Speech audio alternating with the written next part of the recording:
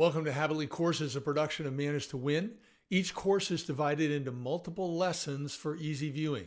All are now completely free, so you can watch them on your own or work through them as a team. Please subscribe to this channel, leave a comment, and share your favorite lessons with others. Try to find something that helps you be your best. We're going to wrap up assessing talent with lesson 6 on team insights. Now, what I showed you in the prior lesson was summaries and comparisons. The comparisons are 2 people, 3 people, or of a team, but they're documents. And trainings that I've gone through previously, lesson 2 on behaviors, lesson 3 on driving forces, lesson 4 on the soft skills or competencies, I do that with teams, in person or remotely. And it's very helpful. So I kind of walk them through. This piece, though, we do custom for clients when they're doing a team or an entire company.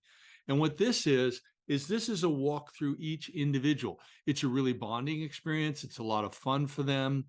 And really, they appreciate not only knowing about themselves, but what they learn about others on their team. Oh, that's why you behave that way. Oh, that's when you got upset when I was trying to encourage you this way. And so I walk them through each one. We look at their behaviors and I say, here's what I'm seeing in the graph. What do you think about that? Am I right? And then I do the same thing with the driving forces, whether this is a 5-person team or a 50-person team, or you want to divide it into smaller groups, whatever is appropriate.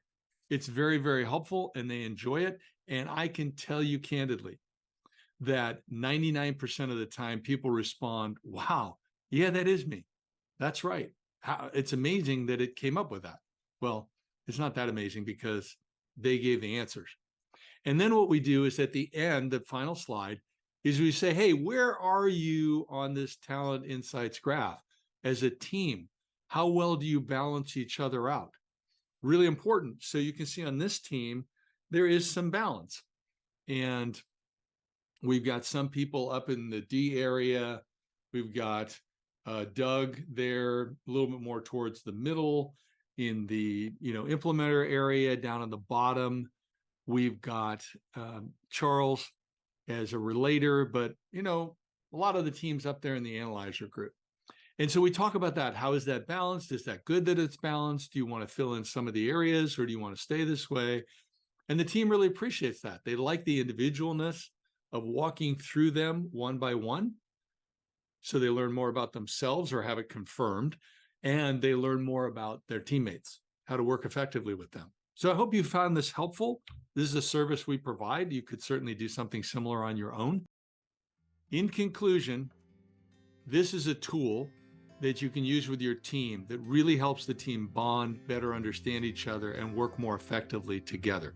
It's a tool that you use in conjunction with the comparison documents and the cheat sheets and the other tools that we walked through in the prior lesson, lesson 5, in addition to, of course, the reports, which are very important.